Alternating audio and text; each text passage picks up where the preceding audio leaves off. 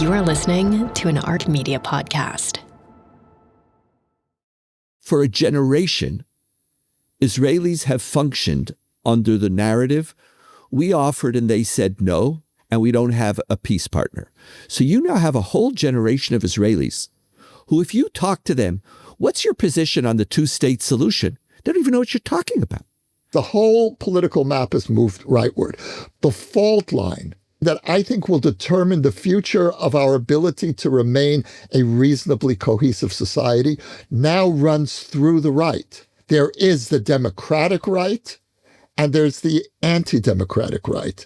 And the Likud is wavering. The Likud is no longer firmly in the camp of the democratic right as it was until a few years ago.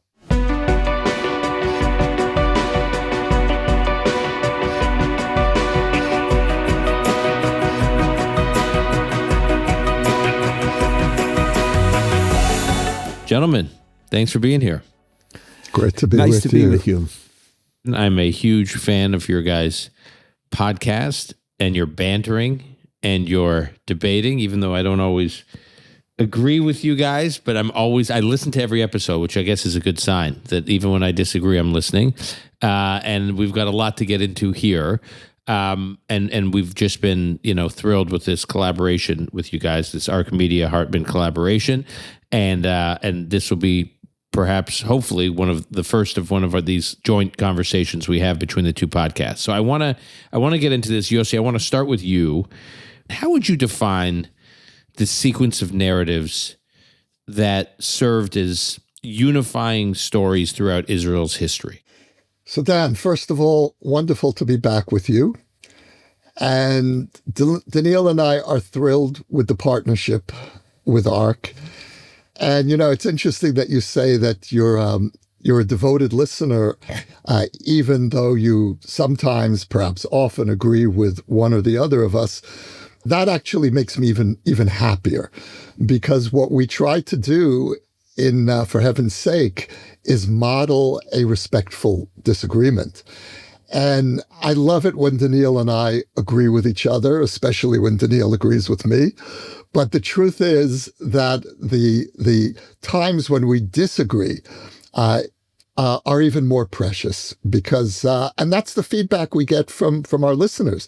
They listen to us because we were able to model a warm and passionate disagreement, and how rare that is in the current culture, both in Israel and in the U.S. I'll just say, Yossi, just on that point, what we've been struck by with Call Me Back is how many Israeli listeners we have who comment that they like listening to, say, Nadav and Amit Segel debating and discussing in English on our podcast much more than watching them or their peers debating in Hebrew in Israel. And you know why, Dan? They're more civil on your show. Right. They're on their best behavior when they're speaking in English. No, they're not. They're not speaking to their tribes. When I listen to you all the time and I listen to their analysis, it's deep. It doesn't have all of the certainty. It doesn't have the arrogance, and there's no insulting. They're speaking to a larger audience, not echoing a tribal conversation. Yeah, I'll say something. Amit Segel, we did an Inside Call Me Back, which is our subscriber feed. We did an Inside Call Me Back with Amit, and we got a question. This exact question of Amit. Who's the real Amit? Would the real Amit Segel please stand up? So we put it to him, and he said two things that were interesting. He says, one, English is not my native tongue. It slows me down. I'm not I'm not in like rapid fire mode. It forces me to kind of catch my breath. Okay, that's probably it. The other point he made, which I think is true, and I sense this with Nadav as well, although he hasn't articulated it. He says, when you're debating inside Israel, it's like there's some score settling going on within the intra-Israel political debate. There's score settling, who was responsible for Qatar funding Hamas? Well, was it this? Was that, it's all this intra. Who killed Chaim Arlazarov in 1933? Exactly. But when they're communicating outside of Israel, they feel like they have a higher responsibility. That it's not just about the intra, debates and score settling that they're now speaking to the world on behalf of Israel. So it's a different level of conversation. Anyway, okay, Yossi. So to segue back to the question of what pulled us together all those years, there were two basic commitments that shaped a mainstream Israeli Jewish narrative. And I'm emphasizing Israeli Jewish narrative because obviously the 20% of the population that's Arab is not part of this consensus. And the Israeli Jewish consensus was really based on two commitments. The first was ingathering, what we call in Israel the ingathering of the exiles, which is that Israel's historic role is to reverse the dispersion and bring back to our point of origin whichever parts of the Jewish people want to come home. The ingathering of the exiles has brought Jews back to Israel from literally 100 countries. That's the soul of Israeli society, and more than that, it's the soul of Zionism. The second commitment was the very practical realization that we need to defend ourselves and we need to solidify the physical existence of Israel. And so these were the two pillars, defense and ingathering, that most Israeli Jews were committed to. And certainly the ultra-Orthodox exempted themselves really from both of those visions, but 80% of Jewish Israel or more bought into these two commitments, and that still remains, I'd say, the shared pillars of Israeliness. In addition to that, if you apply a finer resolution to the Israeli story, you'll see a succession of attempts by highly ideological groups to define what is a real Israeli and what is the essence of Israeliness. So it began, even before the state, with labor Zionism. And of course, the symbol, the crown jewel of labor Zionism was the kibbutz. And the kibbutz presented itself as the embodiment of authentic Israeliness. This is the highest expression of what the Israeli project is about. And if you were not a secular socialist and implicitly Ashkenazi, then you weren't quite a real Israeli. That was the undertone of this message. And so our first, and look, we owe a tremendous amount to that flawed and ultimately failed vision. But that's the vision that impelled, in large part, the creation and the early building of the state. After the Yom Kippur War, the kibbutz vision and labor Zionism generally began to falter, and a new elite arose, a new Zionist elite, and said, now it's our turn to lead the country and to redefine the essence of Israeliness. And that was the religious Zionist camp. And the religious Zionists came along and said, we are the inheritors of pioneering Zionism, whose expression, the old expression, was the kibbutz. The new expression is the settlement movement.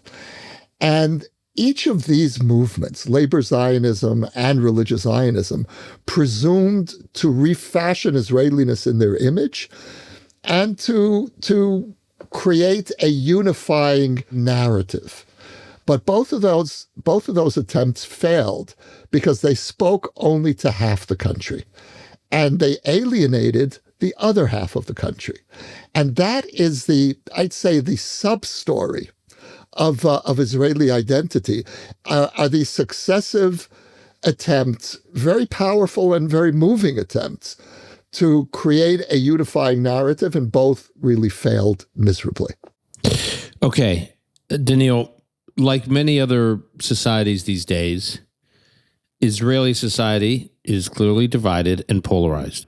We are living in an age of incredible political polarization. Basically, every Western democratic quasi-democratic society you visit, the theme of the politics in that place is polarization. So my argument is, I'm not saying Israel is, wrapping itself in glory during this moment. I'm just saying it's not an outlier. This is the new normal globally. Okay, but we'll focus on Israel. Each camp in Israel has coalesced around its own core story. How would you define these disparate stories in Israel? Right. Maybe the unique part of Israel is that polarization assumes that there are two polarities. In Israel, we try to outdo ourselves, and there are five. We don't. Two is like too small in us. So there are actually five core stories playing out at the same time. The first one is a story of Israel as a liberal Jewish democracy. Now, liberal not in the political sense, but liberal in the sense of a country that concerns itself with basic human rights and liberties. The Declaration of Independence is critical. And this is a story that people felt it was critical at the founding of the state. Ben Gurion cared about it. Then it sort of went to sleep until judicial reform. People said, are you touching my democracy? So one core story is Israel has to be a liberal Jewish democracy. The second core story, and unfortunately, I didn't grow up in this, but this is a recent phenomena in which the liberal democratic story is juxtaposed and the polar opposite is the security story.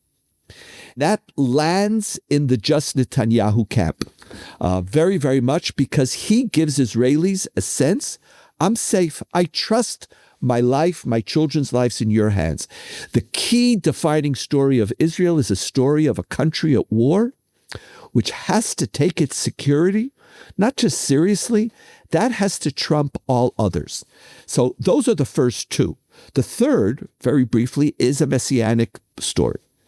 It's a story which sees Israel as the unfolding and the ushering in of a messianic era. And as a result, Israel's not really a real country. Israel has to follow certain ideological patterns which fit into God's plan for history. The fourth is the ultra-Orthodox story. Now, initially, they didn't have a story of Israel, but they become Zionists. They care about Israel. Yossi said beforehand that ultra-Orthodox aren't involved in the security narrative. Now, quite to the contrary, they claim they're the key to the security narrative. Haredi now narratives say that when I study in yeshiva, I'm the one protecting Israel. Not you think Israel's security is being handled by tankists and special forces and air force and infantry, paratroopers. No, Israel's security is in the hands of the yeshiva boy. And their narrative of Israel is also, it's not messianic, but it is deeply theological and intertwined with their own religious ideology. And the fifth story, which is unfolding, is the 20% story of Israeli Arab Palestinians who don't want Israel as a Jewish state. They want to live in Israel. They don't want to live in Judea and Samaria. They don't want to live in a future Palestinian state. 85% say, if I had a choice, I want to stay in Israel instead of going elsewhere. But they are in the midst now of articulating, what does Israel mean for me? Israel as a secular, democratic United States, almost like get rid of the ethnic identities. Let's just have a different Israel, a liberal democracy in the Middle East. These five stories, the first story has about 30%, the second story has 30%, and then the remaining 40% are divided between these other three. There is another third, which is Smotrich and a little bit of Ben Gvir, for whom the Messianic, they're called in Hebrew, Chardal, Charidi Le'umi, which is ultra-Orthodox nationalists. They are very much in a Messianic perspective. So when our minister of finance is actually motivated by profoundly Messianic policies, Houston, we have a problem. It's an interesting thing. Bennett says something along the lines of 80% of Israelis agree on 80% of the issues. This has been his point for a long time. And based on what Donniel and I were just discussing, it sounds like there's very little to no overlap between these various camps.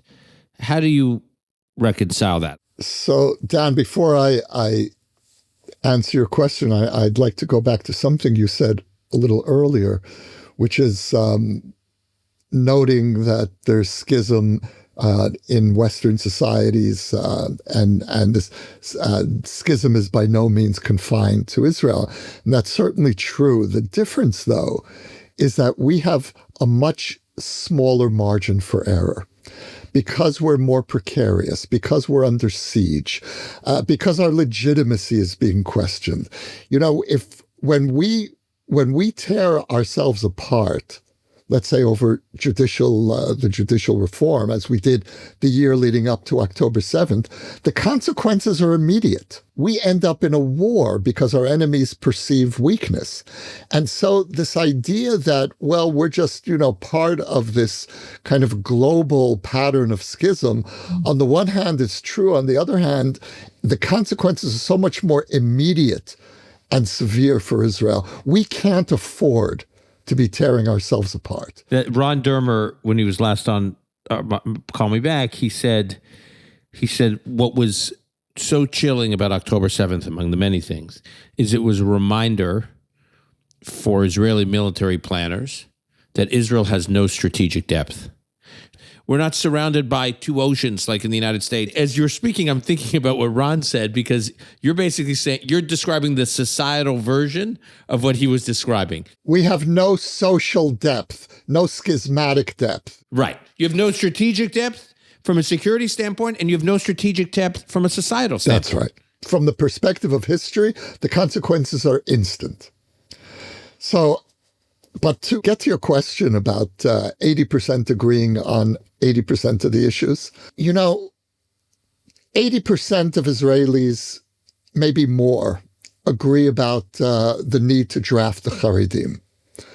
Probably 60 to 70% of Israelis agreed on the need to prioritize the release of hostages, even if that meant not defeating Hamas. And so you can choose certain issues and see, yeah, Bennett is right, 70%, 80%, maybe even more of a consensus.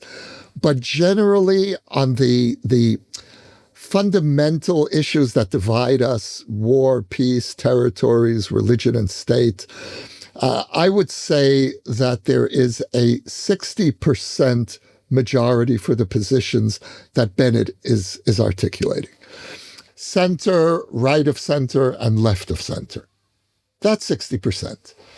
And that 60% excludes the 20% of Israel that's Arab Israeli. It excludes the 15% of Israel that's ultra-Orthodox, Haredi. So do the math. What are we up to? 35%? And about a third of the country. And at least 5%, maybe more, of that I would call hard right, which is not part of this consensus. Now, when I speak about the mainstream, let's take one issue. The place of Kahanism, of extreme racist nationalism in Israeli politics. Yitzhak Shamir, who, to the best of my recollection, was not left-wing. For our listeners, Yitzhak Shamir, for those who aren't familiar with him, as Yossi said, he was the Likud prime minister that followed Begin, and he had roots that were deep in the, shall we say, the very hard right founding generation. And yet, in terms of yes, yeah, and this same Yitzhak Shamir, when he was prime minister, Rabbi Meir Kahana was the founder and spiritual leader, and at one point political leader of the Israeli far right, and had a frankly racist platform. Whenever Kahana rose to the podium in the Knesset, Shamir would lead the entire Likud faction out of the hall in protest. Kahana would speak to an empty hall. He was a faction of one that was treated as an outcast. And finally, the Knesset banned Kahana altogether from the next elections. Now, you have Kahana's descendants, his political and spiritual descendants, sitting at the heart of governance. So what the government has done is undermine what was once considered a normative expression of the Israeli political mainstream. And that's the tragedy now. So we still have a 60% of the Israeli Jewish public, which in principle agrees on the basics: security, a society that respects democratic norms. We still have that. But I would say that 60% itself is on much shakier ground after the last 3 years. What you're saying, Yossi, is that, see, the Likud used to be the foundation of this core 60%. Yes, the Likud together with labor formed the mainstream. Exactly. And all the extremes, if they wanted to join, knew that there were rules, and that only part of their ideology would enter into the running of the government. What has changed is that right now there isn't a 60%. It's cut in half. And Bennett aspires to reclaim this 60%. Now we have to remember 60% is 70 seats in the Knesset. So you're talking about a very strong, stable coalition, but it will require the Likud re-entering into its traditional classic role as the protector of liberal democracy and security. It's like it almost has to reimagine itself again as distinct from the party which is protecting some of our most extreme ideologies, all the while that it is the adult in the room when it comes to issues of security. So this is some of the shifts that are happening. What's happened is that the Likud, ironically under Netanyahu, who at one point was very much a part of this mainstream consensus of Israel as a liberal Jewish democratic state. Netanyahu was a stalwart champion of this. And then when he got into trouble legally, he began to shift. And the biggest tragedy that I think that's happened to the Israeli political system in the last 3 years is what Donniel was talking about. Even more than bringing Ben Gvir into government, it is the erosion of the Likud as a liberal nationalist mainstream party.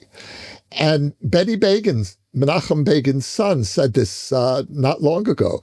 He said that under my father, the Likud was a liberal national party, and now the Likud has become an illiberal nationalist party. For the Israeli mainstream to be reconstituted, the Likud has to recommit itself to Israel as a liberal Jewish and democratic state. And by liberal, we mean liberal in the classical sense. Liberal is normative conservatism and moderate political liberalism. I want to think more about it, but I'm not sure I agree with you about the test of what you're getting at being where the Likud party lands. As one advisor, a political advisor to Netanyahu, put it to me a few days ago, thinking through to the next election, this person said, the reality is the next Knesset, not necessarily the next government, the next Knesset will be more right-wing than anything we've ever seen before. And it wasn't because of the Ben Gvirs and the Smotriches, or it wasn't because of what you guys are talking about, sort of the growing radicalization within the Likud. He was saying the Likud will still have a solid base, okay? Then he said Bennett, whether he's in the government or not, is going to be a force in the next Knesset. So there's going to be the Bennett party, which is more right-wing. He argued that he thought Avigdor Lieberman's party will have a real presence in the next Knesset. So he said, right there, you take Likud, Lieberman, and Bennett alone, and that's a solid right block before you even get to the national religious. And then you look at the opposition. If they're in the opposition, Yair Lapid's party has moved to the right, meaning when there was a vote in the Knesset on something like whether or not there should be a Palestinian state, even the opposition, Yair Lapid party voted against a Palestinian state. I don't remember how the vote was expressed. So that's this correct. Person, if you say you just take all those parties and you add them up, that's going to be a big chunk of the next Knesset. Yeah, but then there's one fatal flaw in that analysis. And that is, yes, of course, the whole country has shifted rightward since October 7th. Look, the left is now headed by a general a retired general, Yair Golan. The Meretz party rejected Yair Golan in its primaries before October 7th. He's a former IDF deputy chief of staff. For our listeners, you know he is. Yeah. Yes, and now he's heading the Democratic Party, which is a unification of labor and the old left-wing Meretz. So yes, the whole political map has moved rightward. But what that analysis misses is that the fault line that I think will determine the future of our ability to remain a reasonably cohesive society, now runs through the right. There is the democratic right, and there's the anti-democratic right. And the Likud is wavering. The Likud is no longer firmly in the camp of the democratic right as it was until a few years ago. And if you look at the young Knesset members that Netanyahu has brought into the Likud, many of them would fit just as comfortably in Ben Gvir's party than in the traditional Likud, for sure. And what makes it even more complicated is that Bennett, a vast majority of his supporters, see themselves not as center-right. They see themselves as center. And they vote for him because he's the best hope for a just not Netanyahu ideology. So you're absolutely right. But the fault line, by the way, between right and left in Israel is no longer around Palestinian statehood. This is a key point because I was watching yesterday this event at Columbia University, the SIPA school, the International Affairs School at Columbia University, where Hillary Clinton teaches. And there was a 30 years after Rabin's assassination event. Bill Clinton spoke at it. Then there was a panel with Nadav Ayel and Hillary Clinton and Jack Lew and Dennis Ross, all looking back at 30 years since Rabin's assassination. And I don't say this critically; it's just an observation. It was like a time capsule. That's it was correct. like the whole discussion was about Oslo, why Oslo failed, Oslo as a model, what the implications were of Rabin's assassination for Oslo. That does not happen in Israel today. You can't have a conversation like that. But because it doesn't reflect reality. That's right. For a generation, Israelis have functioned under the narrative, we offered and they said no, and we don't have a peace partner. So you now have a whole generation of Israelis who, if you talk to them, what's your position on the two-state solution? They don't even know what you're talking about.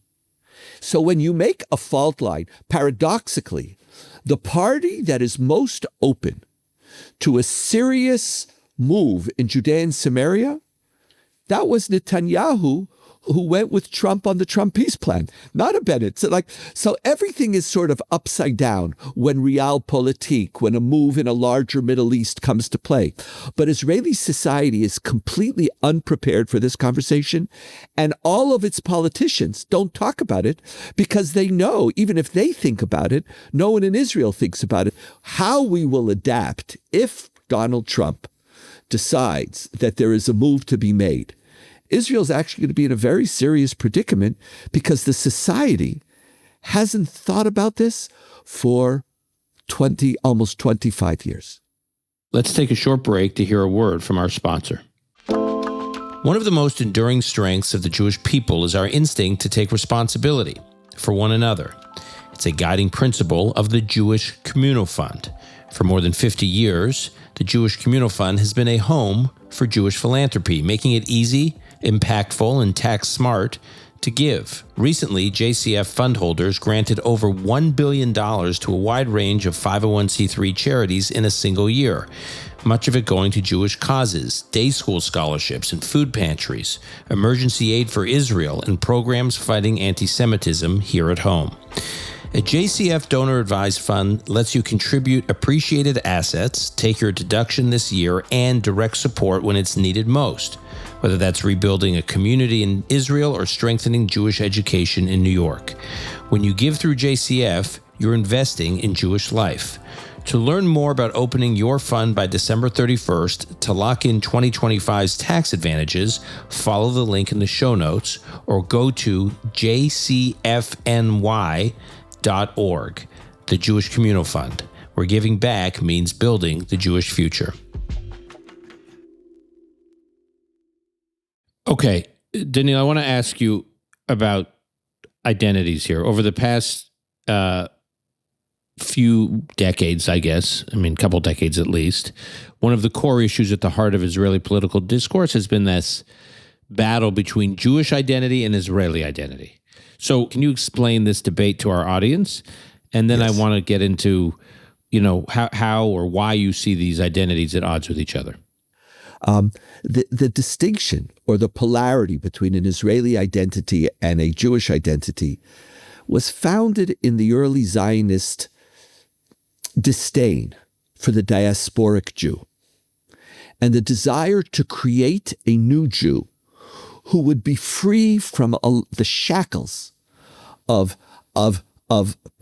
passivity grounded in Jewish tradition, who would be free from the minutia of Jewish ritual and would begin to embrace a new identity grounded in land, nature, power, the world. Zionism, some of it looked at the diaspora Jew and said, ugh, that's a technical term. That's not me. And so when they had to articulate who they wanted to be, they used terms of, I'm an Israeli. Now, Israeliness was supposed to be always an integration of an Israeli and a Jewish identity, at least from the Jewish part. We'll leave the Israeli, Arab, Palestinian aside for a moment. So the dichotomy was founded in the founding of the country. And as a result, it also created different agendas. The religious Zionist party or the ultra-Orthodox took responsibility for Israel's Jewish identity, and the rest of Israel took responsibility for Israel's Israeli identity. Jewish education was primarily in religious Zionist schools, and a secular Israeli basically was one of the only Jews in the world who couldn't even get a basic Jewish education other than Hebrew and a little smattering of Bible. So these two categories were at the founding. Is Israel, are we Jewish? Jewish more in a ritualistic religious sense? Or are we Israeli as the category for the national sovereign enterprise? And the two formed opposite camps, with the religious Zionist and the ultra-Orthodox, that 20% being the religious identity, and the other ones are the secular. But since the 90s, and it really starts with Menachem Begin, and the rise of traditional Israelis, the resurgence of Sephardic culture and its role in Israeli politics, Ashkenazim as well, who were much more traditional in their observances. You remember the Menachem Begin walking to the White House, insisting that there should be kosher food. Like Rabin is like, and Paris, what do you mean? I don't want kosher food. I want White House stuff. It was revolutionary in the prime minister's office. That's correct. And it was revolutionary in a lot of Ashkenazi society. And Sephardic culture never accepted the dichotomy between Israeli and religious. And in addition, about over $1 billion and a half of North American philanthropic investment in Israeli society to say, I will have no relationship with an Israel that doesn't have a relationship with Judaism. And since then, there are hundreds and hundreds of institutions and programs, educational, of all types, which brought Israelis very close back to their Jewish identity. Today, there is no functional distinction between an Israeli identity and a Jewish identity amongst Jews. The average Israeli, and I've heard you talk about this as well, when you experience it, the average Israeli, my secular daughter in Yafo, she has a regular Friday night dinner with all of her friends. The restaurants, Tel Aviv's, whatever it was, all the restaurants only open after everybody finishes their Shabbos dinners. So everybody has a Shabbos dinner, Rosh Hashanah, Yom Kippur, Hanukkah. I often find this hard to explain to diaspora, to American Jews, because they say all these Israelis they know are so secular. They're not serious Jews. And my response to that is like, okay, so let's go through this. They live on the Hebrew calendar. All their big holidays are Jewish holidays. Like their Christmas and Thanksgiving is, Sukkot and Shavuot. And then Shabbat is, to your point, like the most of the country slows down every week for Shabbat. And they even say Kiddush. They buy challah, they bring flowers to their homes. Now, they're not doing it just in a civic way. It's part of their Jewish identity. If there is a dichotomy between an Israeli and a Jewish identity, it's when Judaism means orthodoxy. Israelis don't want to be Orthodox. They don't want to be compelled to go to shul, synagogue. They don't want a theological, faith-based identity, but they have a profoundly Jewish identity, and it permeates now all of the country. Now, what's interesting, and this goes to the fault line between them, is that Israel is more Jewish today than it ever was. If you want to say I'm an Israeli and not a Jew, you're maybe 10% of the country. Even non-Jewish citizens from the former Soviet Union, who technically aren't Jewish, they give their children a cirque bris, they celebrate the holidays. So the country is profoundly Jewish. But where there is a fault line is that secular Jewish Israelis, while they are profoundly empowered to live a Jewish life, don't express that in the political domain. They don't have a rabbinate. Their schools don't have hours for Jewish education. They don't have curriculum. They don't have a Jewish leadership. And so when they want to do formal Jewish stuff, they have to leave their camp and go into someone else's camp. And that's when you have a lot of these frictions, which, for example, Avigdor Lieberman, who represents individuals, Jews from the former Soviet Union, he says, I want to have a Shabbos where stores are open. Stop this religious coercion. Israelis don't want religious coercion, but they're not interested in an Israeli identity as distinct from a Jewish identity. Yossi, the national story, if there is a national story that could unify Israeli society, who could narrate and inspire it, this national project? Is there anyone on the horizon? I think the political figure that comes closest to that is Bennett. He sits on multiple fault lines of Israeli society. He's religious, he wears a kippah, and yet his wife doesn't come from the Orthodox world, and he is very comfortable in the secular Jewish identity that Donniel was speaking about. He also, his kippah is about the size of a nickel. Right. One of the miracles of modern Israel is how does that kippah stay on? Think about what that kippah really represents. On the one hand, he's saying, I'm part of the Orthodox world. On the other part, he's saying, you know what, don't pigeonhole me. And when you see his face, you don't see his kippah. In traditional when religious he's on TV, when he's on Right. TV, You can't tell. You can't tell, right? Then you mentioned the fact that Bennett is right-wing. Yes, he is. And yet this is the same prime minister who was the first leader to bring an Arab party into government. So yes, Bennett is quite hard line on the future of the territories, but within a domestic context, he's one of the most liberal leaders we have. And his position on the Haredi draft, he is one of the most uncompromising. And that comes in part from his own military background. Bennett comes from the elite of the IDF. He spoke about merits, about labor. He says, I've learned that you love Israel just as much as you're as good a Zionist as I have. So he could do it because he wants to embrace in his new identity a larger collective, which includes profoundly diverse positions. And I also think that connecting to what we were saying earlier about the need to renew a liberal Israeli right. Bennett is the political leader, I think, who comes closest to that. Avigdor Lieberman as well, but Bennett has far more popularity, as all the polls show. If Bennett forms a party, and especially if he forms a party together with the former IDF commander-in-chief Eisenkot, they will be by far the largest party. So, look, it's all relative, but he represents the best hope that we have. I'll say two things. One other, to the extent that the startup nation demographic, if you will, I mean, it does represent, 12 to 14% of Israel's labor force, the tech economy. He also is in touch with that segment. So he comes from there. He comes from it. And the other thing I would say is, on the one hand, I agree with you, Yossi, that I think his position on the Haredim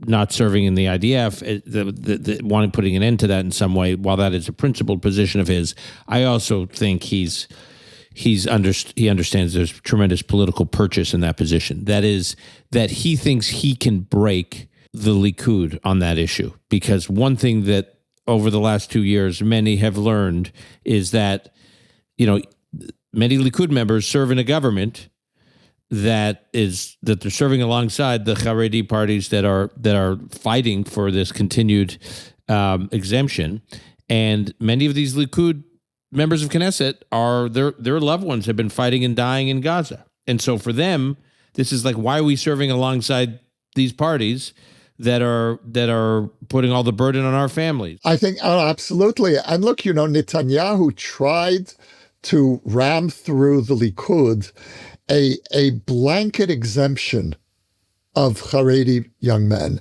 And this is the only issue that the Likud revolted against Netanyahu's authority. He couldn't do it. So now they're trying to create some form of compromise, which will be categorically rejected by the overwhelming majority of Israelis. But Netanyahu hopes he can at least get through the Likud. And what's the national story?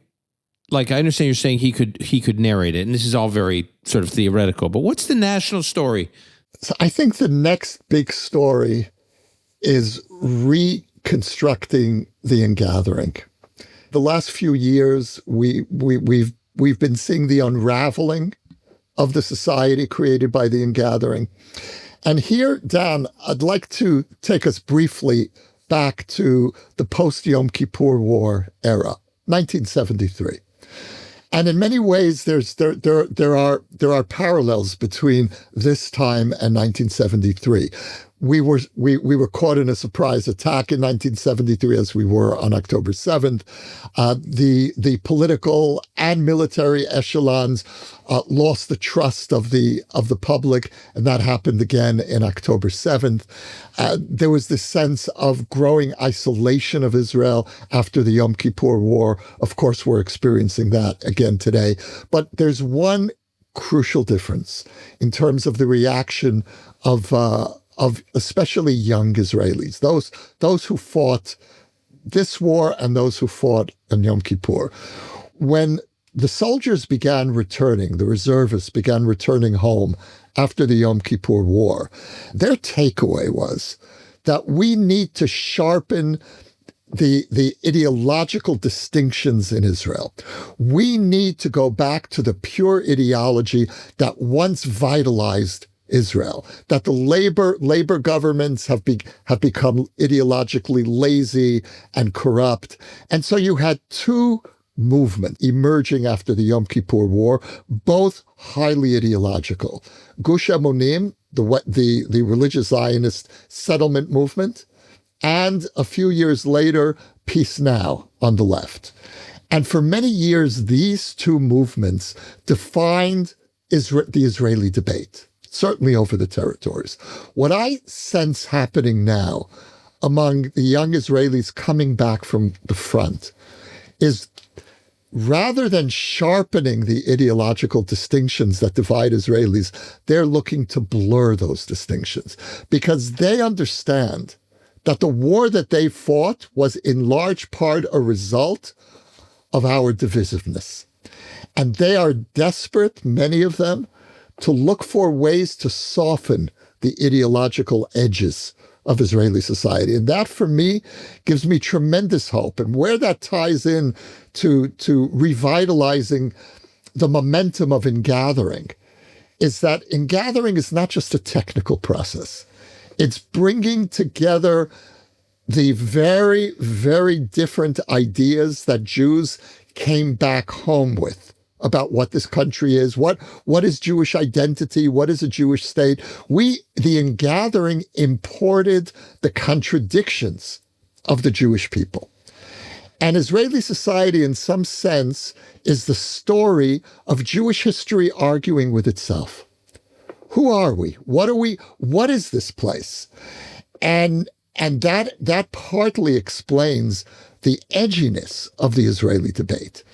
And the next phase of ingathering needs to be, I believe, not only figuring out ways of technically managing our differences, finding the technical compromises, which is how the political system has approached these questions from the beginning, but embracing the contradictions of the Jewish people. This is who we are. After 2,000 years of wandering the world, we came back with the world's ideas. We are a world people. And I think that can either undo us, or it can really take us to the next level of what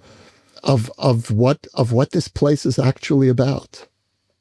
I want to ask a question of each of you, which is, what do you recognize in Israelis that gives you hope for the country?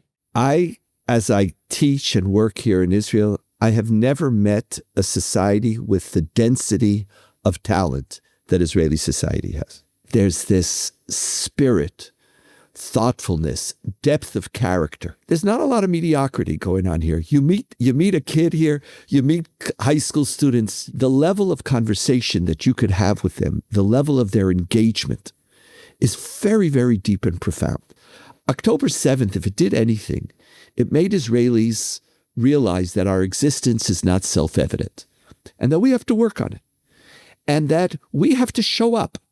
And what type of country we're going to have is going to be in our hands. There isn't a sense of powerlessness amongst the Israeli. Now, one of the challenges is, how does this density of talent then translate itself on the political realm, and demanding of our politicians that, as that general said at the beginning of the war in Gaza, you have to be worthy of these soldiers. And I think the parties that will put something worthy are the parties that will emerge and will be victorious. So that gives me profound hope. Yossi? I would add two words, resilience and love. This is by far the most resilient society that I've ever encountered. And I'll give you one example. On October 6th, the day before the massacre, we were a society that was tearing itself apart. We had never reached that level of contempt for each other as we did in the year leading up to the massacre.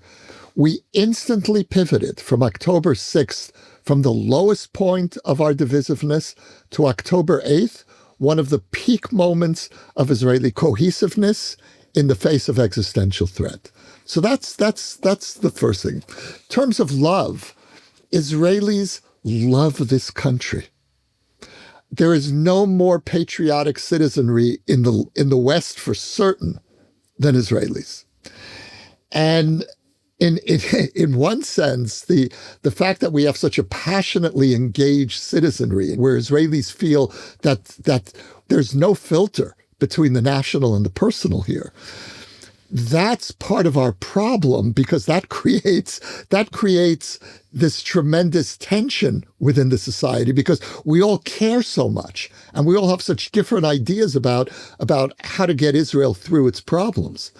But if we could figure out how to shift that energy so that we all, first of all, learn to respect each other's love for this country. And one of the things that really was so personally wounding to me about how Netanyahu reacted to the protests was to try to impugn their patriotism. And there is no more patriotic opposition in the sense of loving their country than you have here. And what an unbelievable treasure that is, what a resource for Israeli society. Okay, now this conversation ended up taking a turn into a conversation about the aftermath of Zoran Mamdani's election, both how it is viewed here and how it is viewed in Israel. And we decided rather than just keeping it stapled onto this conversation, we're going to treat it as a standalone episode. So please go to part 2 of this conversation for my conversation with Donniel and Yossi on what we can learn from the Mamdani election and from New York Jewish voters that voted for Mamdani.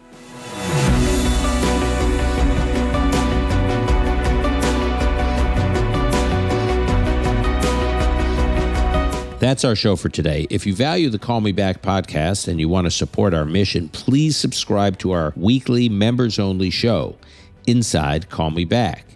Inside Call Me Back is where Nadav Eyal, Amit Segel, and I respond to challenging questions from listeners and have the conversations that typically occur after the cameras stop rolling. To subscribe, please follow the link in the show notes, or you can go to arkmedia.org. That's arkmedia.org. Call Me Back is produced and edited by Ilan Benatar. Ark Media's executive producer is Adam James Levin Aredi. Sound and video editing by Martin Huergo and Mariangelis Burgos. Our director of operations, Maya Rakoff. Research by Gabe Silverstein. Our music was composed by Yuval Semo. Until next time, I'm your host, Dan Senor.